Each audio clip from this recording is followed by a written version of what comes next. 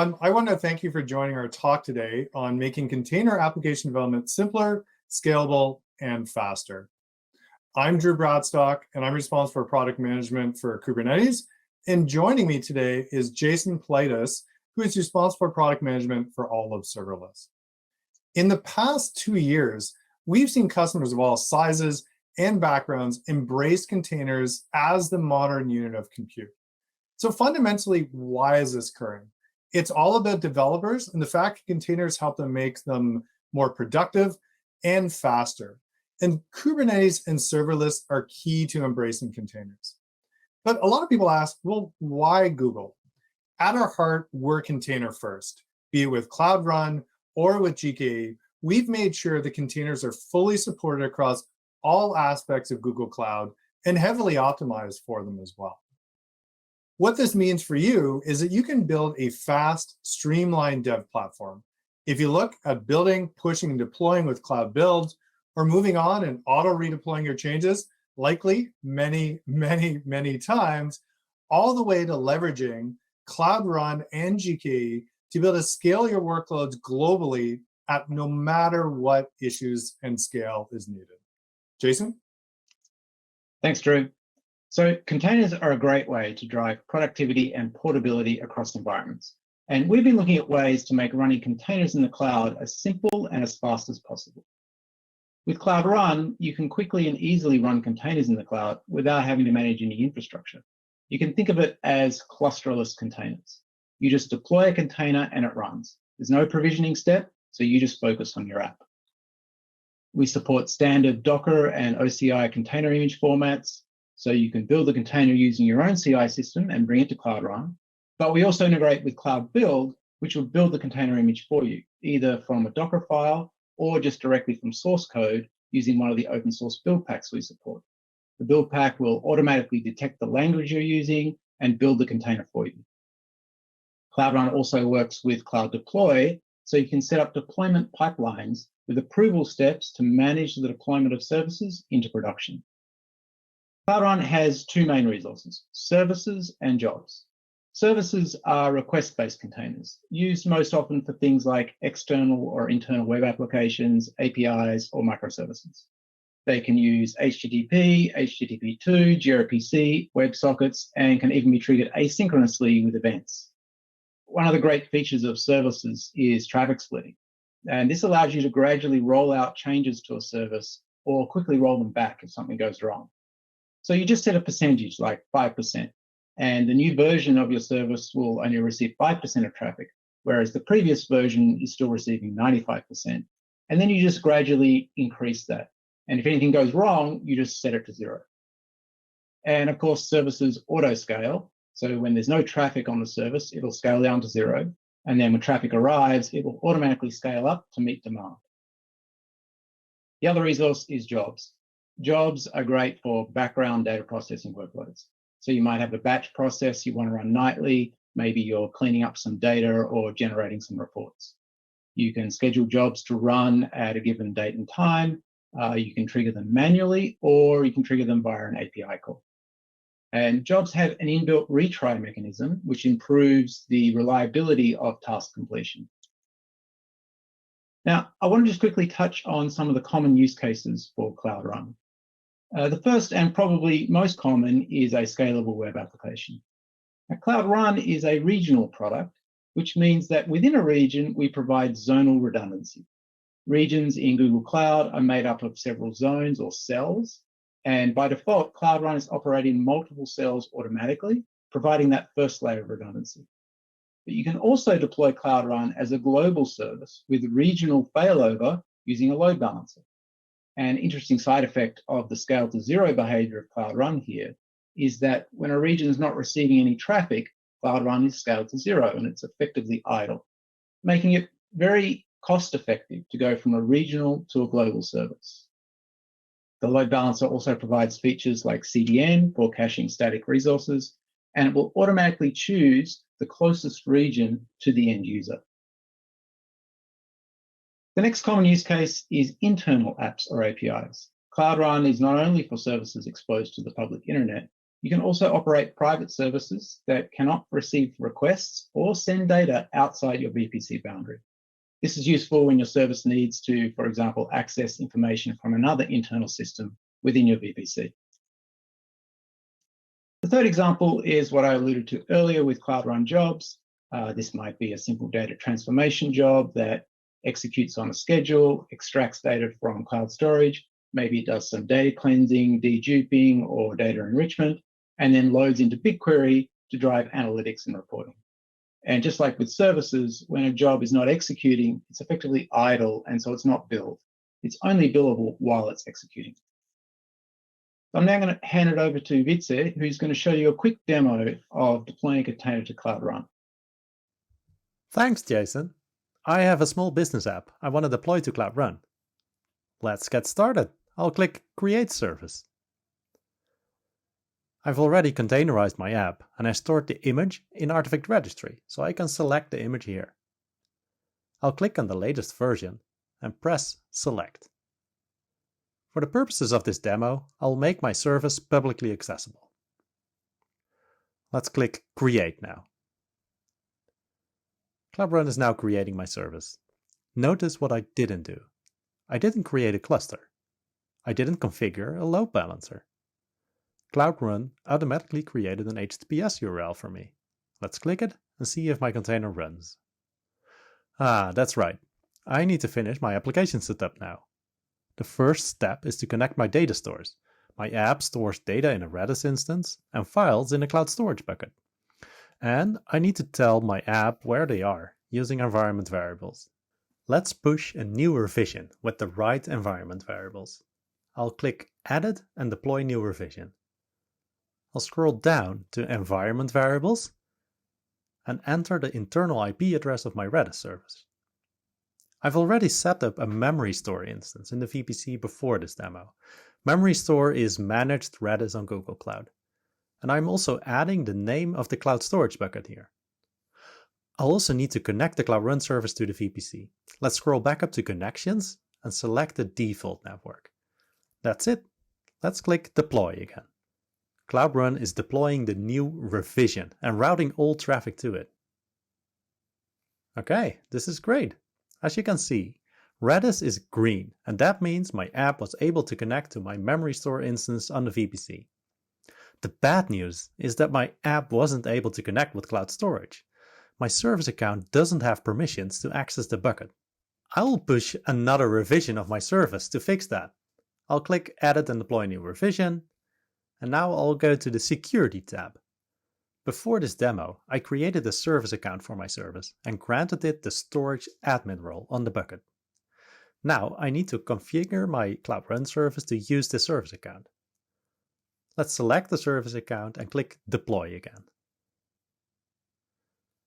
Cloud Run is now deploying another revision. And when it's ready, I'm going to click the link and see if it works. Yay, it works! Let's wrap up. I deployed my Cloud Run service and connected it with a memory store instance on the VPC and with a cloud storage bucket. With both data stores connected, I can start loading my data and using my internal business app. I'm going to hand it back to Jason now. Thanks, Vitse. So Cloud Run is a great way to build and deploy cloud applications at scale. But if you're using Kubernetes or you want to build your own platform on top of Kubernetes, then you'll want to use GKE. GKE is Kubernetes conformant, so you can easily move existing Kubernetes applications into GKE and leverage the rich ecosystem of third-party Kubernetes offerings. If you are building a platform, you can also use Anthos to accelerate this platform building process. I'm going to hand it back to Drew now to tell you more about GKE. Thanks, Jason. So Google remains the largest contributor to Kubernetes, and you can really see this within GKE, and it's different compared to other offerings within the market. Fundamentally, GKE makes Kubernetes easy. Now, a lot of people ask, well, what is the actual difference? One of the core things that we've actually invested in is the work around 15,000 node scaling.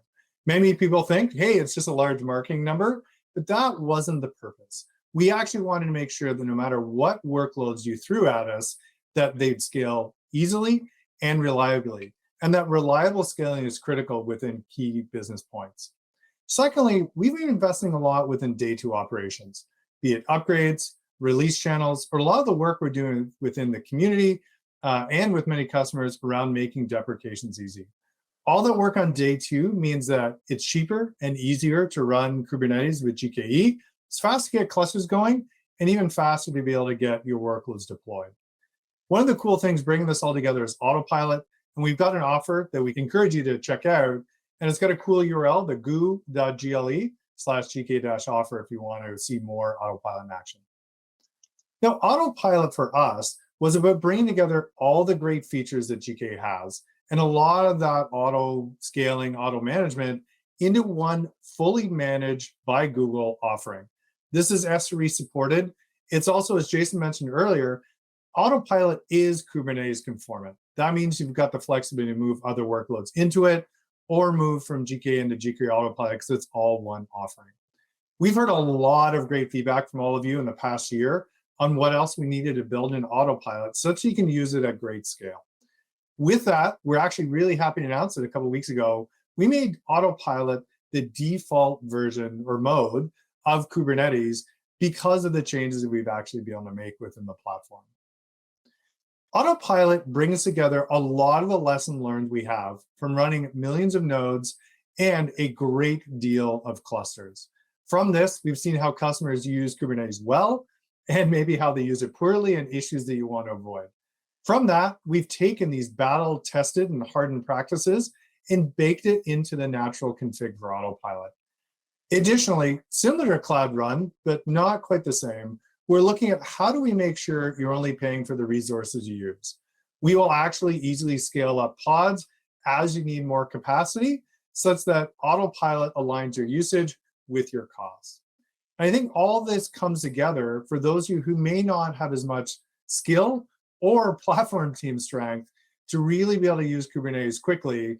Having that level of automation makes it easier to get going.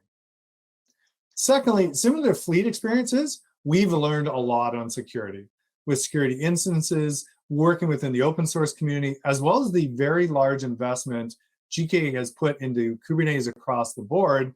And we've taken these security defaults and made it part of the hardened config. We actually actively share this with the wider GKE community as well, such that everyone using GKE has a hardened experience. With Autopilot, we've got it baked in. Good example of this is actually locking down nodes. We found doing this reduces a great deal of config errors and it had surface area and increases the security. Now on day two, we've taken a lot of the work for that automation and built it right into Autopilot. What's really cool is it's actually our SREs behind the scenes managing the entire Autopilot fleet. Now, our SREs are very, very vocal, very skilled if they're listening, but very vocal. And that's forced a lot of really good changes into Autopilot, such as a very scalable fleet, and it's always up to date.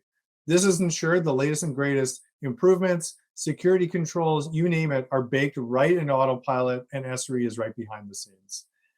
Now, what we heard as we've deployed Autopilot a lot of clients is that you still want control. Even if the upgrades are automated, you want to be able to align when they occur with the needs of the business such that it doesn't disrupt things. And this is where we leverage what's baked into GKE to give you that flexibility on it. I think lastly, it's also learning of how do we optimize our scaling and our behavior based on your workloads and learning from that so that we auto scale ideally the way you want it and not just how we see it. Hand in hand with Autopilot is Anthos. This is an offering that, as Jason mentioned earlier, makes it much easier to actually build and manage a platform. One of the cool things about Anthos is it allows you to modernize your apps and your infra in place no matter where you're deploying it, be it on-prem with VMs or bare metal or on other clouds or just on GCP. Anthos really has that common experience across the board. Now, one really cool thing and something that's grown a lot in demand is being able to scale multi-cluster applications. One of the neat things, as Jason spoke about at Cloud Run, is it makes that cluster concept just go away and really simplifies things. So highly recommend checking it out if you don't want to deal with clusters at all. But if you do have a multi-cluster application or you're dealing with a fleet of Kubernetes offerings, Anthos can make this much simpler.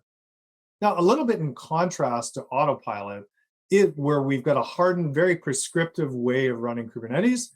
Anthos, through a variety of tools that are part of the bundle, gives you control and allows you to deploy governance and security the way you want. Either with Anthos config management or service mesh, you configure it exactly how you want it to your particular line of business or your entire company. One thing that we've actually seen is that people will move between Cloud Run and GKE. So we've got a really cool demo that actually shows this in action, so you can see how easy it is to move from Cloud Run to GKE. Thank you, Drew. Let's continue the story of my business app. I'm handing over the maintenance of my app to another team. They use GKE Autopilot for everything, and they want to know how hard it is to move my app from Cloud Run to GKE. Let's go through the same installation process again, but on GKE. I'll select the same container image I used last time. Let's click Select. Let's use the latest version again and click Select again. I like how environment variables are front and center in this form. This time, I won't forget to fill those in. I'm setting the same memory instance IP address here, and I'm also setting the same cloud storage bucket. I'll fill in a name for my workload and click Deploy.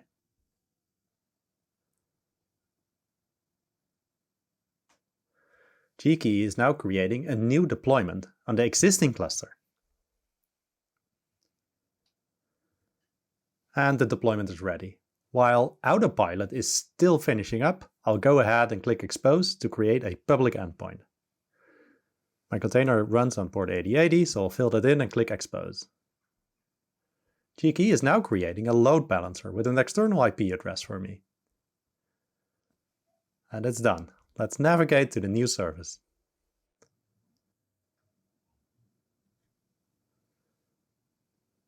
Alright, great news! The connection to the memory store instance works out of the box. That's because the GKE cluster is already connected to the same VPC network. The connection to cloud storage fails with an IAM error. I'll use workload identity to reuse the Google Cloud Service account I've previously set up for my Cloud Run deployment. That means I don't have to configure the IAM policy bindings again. I need to do 4 things to configure workload identity. First, I need to create a Kubernetes service account. Second, I'll link the 2 service accounts together by adding an annotation. Third, I need to grant permissions to allow the Kubernetes service account to act as the Google Cloud Service account. And finally, I can redeploy my app and set it to use the newly created Kubernetes service account. That's it. Let's get started. I'll use Cloud Shell now to create a Kubernetes service account called app. I'll annotate the service account to link it to the Google Cloud Service account I've previously set up for my Cloud Run service. Now comes the granting permissions part. I need to allow the Kubernetes service account to use the Google Cloud Service account, and I do that using an IAM policy binding.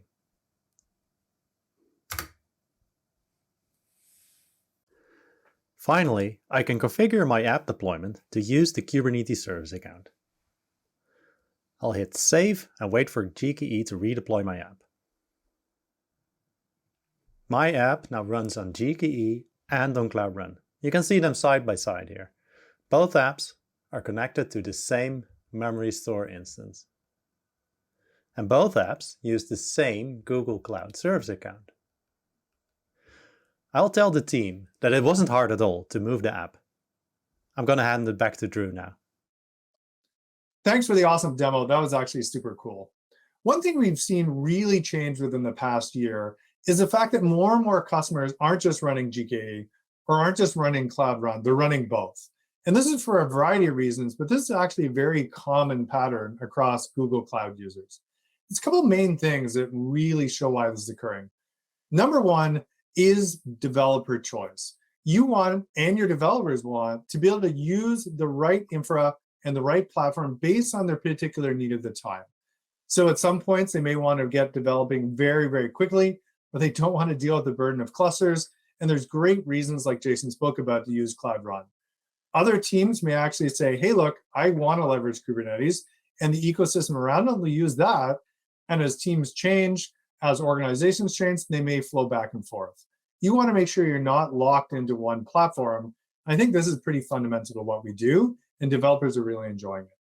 Secondly is it's a common set of tools for both. This is the cool bit about containers and also the work we've done both on GKE and Cloud Run, such that you can use a common set of development and deployment tools for both systems, as well as third-party ecosystem. It's not just the Google side of this.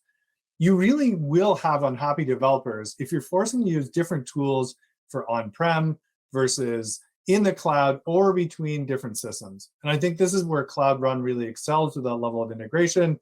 In fact, we can then use the advancements they've made with GKE as well. The last thing, and this is probably one of the best bits of Google Cloud, is we're not looking to lock you in. We really want to make sure that you've got the choice to be able to run where and how you want, and the ability to move. We saw the great demo, and thanks for that, where you can actually move from Cloud Run to GKE, but we're seeing customers move the other way too, and back and forth. Hopefully not too often, because that's not productive for developers either, but there are definite reasons based on skill availability, especially with Kubernetes, or on platform skill availability, where Cloud Run is a great use case for container development. As your team moves to Kubernetes, you may move and move back.